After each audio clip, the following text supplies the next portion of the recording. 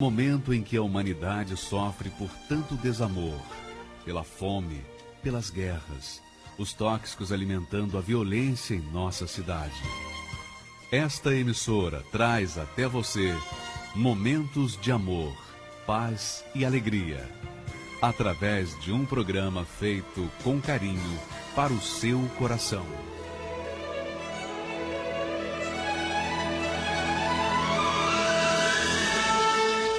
E agora, com você, diretamente do Templo de Salomão, a Palavra Amiga do Bispo Macedo.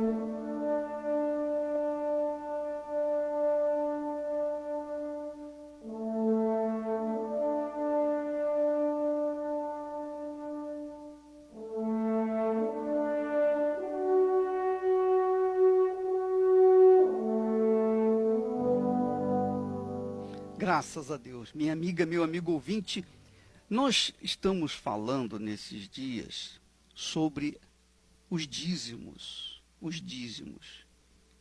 especialmente os dízimos. Quando nós tratamos de dízimo, nós não estamos tratando de dinheiro, nós não estamos tratando de 10% do salário, nós não estamos tratando de imposições, obrigações, não. Nós estamos tratando de um sinal de aliança com Deus. Quando eu pago o meu dízimo, quando eu devolvo o meu dízimo, os primeiros frutos, os primeiros 10% de tudo que eu recebo, na realidade, eu estou sinalizando para Deus, eu estou mostrando para Deus, para o diabo, para o mundo, para todos e para mim mesmo, que eu tenho uma aliança, que eu tenho um casamento, que eu tenho um compromisso com Deus. É óbvio que se eu, da minha parte, faço isso em relação ao meu Deus, também o meu Deus, da parte dele para comigo, fará cumprir as suas promessas. Então, você que me ouve neste momento e que, por acaso, esteja pensando que o dízimo é simplesmente uma imposição que nós somos obrigados diante de Deus, na realidade, você está totalmente, redondamente enganado. Por quê? Porque você não visualiza que o dízimo, você não entende, você não consegue perceber que o dízimo é uma aliança entre você e Deus. Você se lembra quando Deus colocou tudo de bom, do melhor no jardim do Éden para Adão e Eva?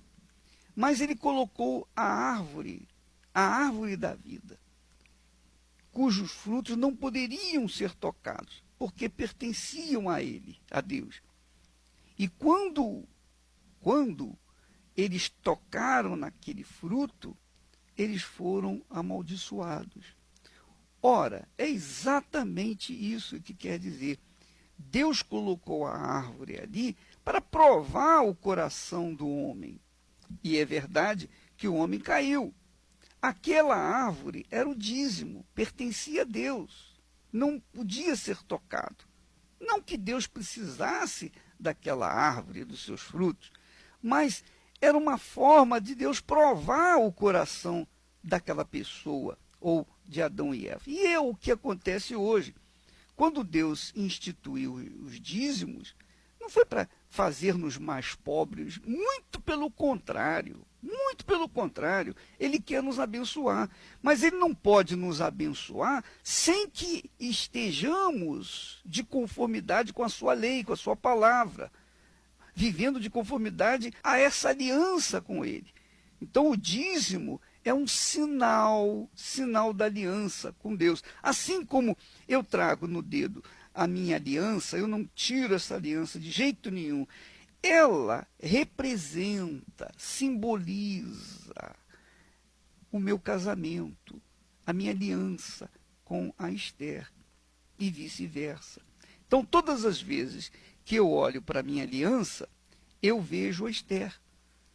Não é que eu esteja vendo a Esther na aliança. Não, mas a aliança simboliza o meu casamento, o meu compromisso, a minha seriedade. Eu empenhei minha palavra no altar um dia e então, nesse dia, nós colocamos a aliança como sinal daquele casamento. O dízimo é a mesma coisa. Por exemplo, uma pessoa, falei ontem, uma pessoa incrédula jamais vai entender o dízimo, jamais vai pagar o dízimo, nunca, em tempo algum. Ela só vai ser dizimista a partir do momento em que ela entra em aliança com Deus. Se ela não entrar em aliança com Deus, ela não vai ser dizimista. Quer dizer, ela não vai ter um sinal do seu casamento com Ele, com Deus. Ora, minha amiga, meu amigo ouvinte, é por isso que Deus falou para o seu povo. Ele disse: eu, o Senhor, não mudo, e por isso vós, ó filhos de Jacó, não sois consumidos. Desde os dias de vossos pais, vos desviastes dos meus estatutos e não os guardastes. Tornai-vos para mim, e eu me tornarei para vós outros. Mas vocês dizem: em que haveremos de tornar? Quer dizer, Deus então, ele faz a pergunta que o incrédulo faz e depois ele responde. Ele fala que nós roubaremos a ele. É possível que nós roubemos a ele, mas nós, quando não somos fiéis nos dízimos e nas ofertas, nós estamos roubando a Deus. Roubando o direito nosso de sermos abençoados. Essa é a realidade. E você que me ouve aí, que diz assim que isso é um absurdo, veja só, você não paga o dízimo, você é incrédulo, você não aceita o dízimo de jeito nenhum. Tudo bem, você tem o direito de negar, você tem o direito de não aceitar essa palavra de Deus. Porém, veja como você gasta dinheiro naquilo que não é pão. Veja os prejuízos que você tem tido diariamente, semanalmente, mensalmente, anualmente. Há quanto tempo a sua vida tem sido a mesma? Você vai na igreja, você reza, você ora, você faz suas preces, você faz suas juras de amor, etc, etc, etc. Porém, a sua vida não sai do que é. Você fica rodando em círculo, a sua vida é assim. Você, quando está para tomar posse de alguma coisa valiosa, aquilo então foge da sua capacidade de tê-la, de obtê-la. Por quê? Porque há um espírito chamado devorador que vem destruindo a sua vida, a sua casa, os seus negócios. Então, o seu bolso é como um saquetel furado, um saco furado. Não para dinheiro nunca no seu bolso, ele não rende. Nada rende nas suas mãos. Parece que a sua mão é furada. Por quê? Porque você não tem nenhum compromisso com Deus. Você não considera o Senhor como Senhor na sua vida. Ele não é Senhor da sua vida. Se ele não é seu Senhor, então como é que você pode contar com ele para te abençoar? Como é que você pode contar com alguém que você não crê, que você não acredita, que você não obedece? Então, tem muitos crentes me ouvindo agora e ainda dizem assim: ah, mas onde é que está na Bíblia quando Jesus falou de dízimo? É porque você não conhece a palavra de Deus. Jesus fala de dízimo. Ele fala lá para os religiosos. Ele dirige a sua palavra para os religiosos. Ele diz assim, lá em Mateus, capítulo 23 e versículo 23. Ele diz assim para os religiosos, fariseus. Ele diz assim: ai de vós, escribas e fariseus hipócritas, porque dais o dízimo da hortelã, do endro e do cominho, e tendes negligenciado os preceitos mais importantes da lei: a justiça, a misericórdia e a fé. Devíeis, porém, fazer estas coisas, quer dizer, obedecer os preceitos mais importantes da lei, que são a justiça, a misericórdia e a fé, sem omitir aquelas, quer dizer, sem omitir, sem deixar de fazer, sem de obedecer aquelas que dizem que deve dar o dízimo da hortelã, do endo, do cominho, de tudo, tudo que você produz. Ora, está aqui escrito claramente, só não entende quem é surdo, quem não tem cérebro. Isso aqui está claro, claríssimo. Em Mateus capítulo 23, versículo 23. Ai de vós, repito, escribas e fariseus hipócritas, porque dais o dízimo da hortelã, do endo e do cominho, mas tendes negligenciado os preceitos mais importantes da lei, que são a justiça, a misericórdia e a fé. Devias fazer estas coisas sem omitir, quer dizer, sem deixar de fazer aquelas, quer dizer, dar o dízimo, as primícias da sua renda. Então, o próprio Jesus fala de dízimo, porque o dízimo, minha amiga, meu amigo, é o princípio de um relacionamento com Deus, é o princípio, é um princípio. Dízimo não é tudo, não.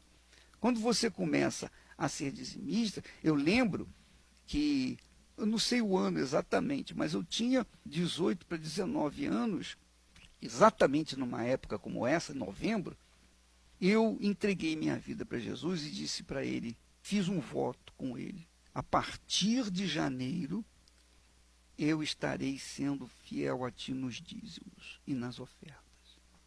Então, eu me programei a partir de novembro, para que em janeiro eu começasse a ser fiel no dízimo para com Deus. Então, a partir dos 19 anos, em janeiro, eu comecei a ser fiel no dízimo. Todos os meses eu tirava o dízimo, mas eu não tirava as primícias, não. Eu não considerava isso as primícias, não. Eu tirava o dízimo, eu não sabia exatamente quando. Eu pagava as minhas contas e depois dava o dízimo. E fazendo assim, eu não estava sendo fiel dizimista, mas é porque eu não tinha sido orientado. Eu não sabia. Depois que eu comecei, que eu entendi que o dízimo não é simplesmente 10%, mas os primeiros 10%, as primícias da minha renda, porque as primícias da minha renda representam-me diante de Deus. Eu também sou o primogênito dele. Eu também passo a ser primogênito dele. Israel era o primogênito de Deus.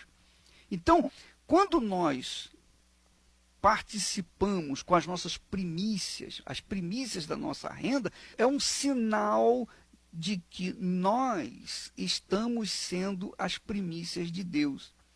E, obviamente, Deus terá que abençoar, terá que honrar a sua promessa no que diz respeito às bênçãos do dízimo. Porque ele promete abrir as janelas dos céus e derramar bênção sem medida.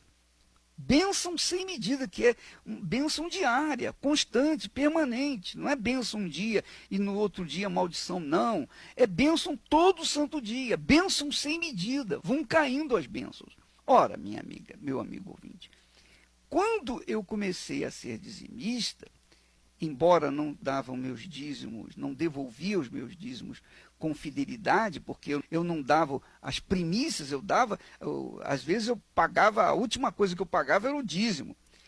Então, eu posso dizer e afirmar para você que eu não era abençoado. Eu não era abençoado. Mesmo assim, por falta de sabedoria ou por ignorância espiritual, eu fui levando durante 8 anos a minha vida com Deus. Eu era dizimista, mas não era o dizimista de acordo com a palavra dele. Eu não dava as primícias da minha renda, eu dava 10% da minha renda, não as primícias. Então não havia bênção, até que chegou um momento em que eu fiquei apertado, eu fiquei entre a cruz e a espada. Eu não sabia como fazer. Então eu fiz um desafio. Eu falei, meu Deus, eu não aceito a minha vida assim. Eu tenho sido fiel dizimista. Eu não sabia. 8 anos que eu era dizimista, mas não sabia que eu não era dizimista fiel. Eu dava 10%, mas não era dizimista fiel. Até que eu reclamei com Deus, Deus me ouviu, Deus me atendeu. E desde uma sexta-feira, 8 anos depois de ser dizimista, ou melhor, supostamente dizimista, então Deus abriu a minha mente, o meu coração, meu entendimento, e foi então que nós começamos a ser dizimistas fiéis, e obviamente depois Deus foi abençoando, e Ele tem abençoado o trabalho das minhas mãos. É algo notório o trabalho que Deus tem feito através das nossas mãos.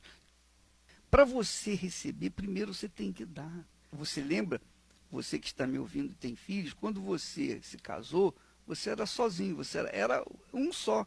Mas quando você se casou, quer dizer, quando você deu a sua vida para outra pessoa, então, logo em seguida veio uma criança. Então, você era um, passou a ser 2 com a sua mulher ou com o seu marido, e em seguida veio se tornar 3, e às vezes 4, e às vezes um montão. Veja só, Deus instituiu a lei do dar e receber. É impossível você receber sem antes dar. Por exemplo, você consegue receber alguma coisa nesse mundo sem dar alguma coisa? De jeito nenhum. Por exemplo, você dá o seu trabalho durante um mês e no final do mês você recebe o salário. Quer dizer, para você dar o seu trabalho, você tem que acreditar no seu patrão, que ele no final do mês vai te pagar. Isso é fé. Isso é fé. A mesma coisa com respeito aos dízimos. Quando você paga os dízimos, quando você devolve para Deus o que é dele, as primícias, então você está crendo, você está manifestando uma fé, você está manifestando a fé na palavra dele. E é óbvio que a palavra dele não pode voltar vazia, ela tem que trazer o benefício. Essa é a minha fé, minha amiga e meu amigo ouvinte. A pessoa que é fiel nos dízimos, ela tem crédito diante de Deus, ela pode avocar, ela pode reclamar os seus direitos, porque ela está sendo fiel a Ele. Essa é a minha fé, é isso que nós temos ensinado. Se você dá, você recebe, se você não dá, você não recebe. E a verdade, a bem da verdade, quando a pessoa dá, é porque ela tem o poder para dar. E mais bem-aventurado é aquela pessoa que dá do que aquela que recebe, porque quem recebe precisa, está na necessidade de receber, mas quem dá tem o poder para dar. Então, é mais privilégio a pessoa dar do que receber. É óbvio que quando se diz respeito a Deus, Deus nos dá e nos dá para que nós venhamos provar a nós mesmos que nós cremos nele. Como é que eu posso provar a Deus que eu creio nele se eu não dou nada? Se eu não manifesto a minha fé prática? Como é que eu posso provar para Esther que eu a amo se eu não dou a minha vida para ela, se eu não sou leal para com ela, se eu não sou fiel a ela? Não tem como. Então, nós não podemos expressar, seja o amor ou a fé, sem que haja uma entrega, sem que haja uma dedicação, sem que haja uma doação do nosso ser. E eu, repito, como eu disse ontem, eu não estou tentando convencê-lo a ser dizimista, não. Eu estou ensinando você o caminho do sucesso, o caminho de uma vida abençoada. Você viu o caso desse homem? Teve vários casamentos, a vida foi de mal a pior, ficou doente, endividado, etc, etc. E só consertou a vida dele, só arrumou a vida dele. Arrumou o casamento, arrumou a saúde, arrumou a vida econômica, quando começou a ser dizimista. Então, são testemunhos assim que mostram o poder da palavra de Deus praticada. A palavra de Deus praticada, obedecida. Se você obedece, você vai ser abençoada de forma natural, sem precisar forçar a barra, sem precisar mentir, sem precisar enganar, sem precisar ser o esperto. Não, você faz a sua parte e Deus vai fazer a parte dele. E nessa aliança, nesse casamento, você e Deus, você pode ter certeza, ele jamais vai deixar você na mão. Sacrifício Eu criei meus 7 filhos, do meu sangue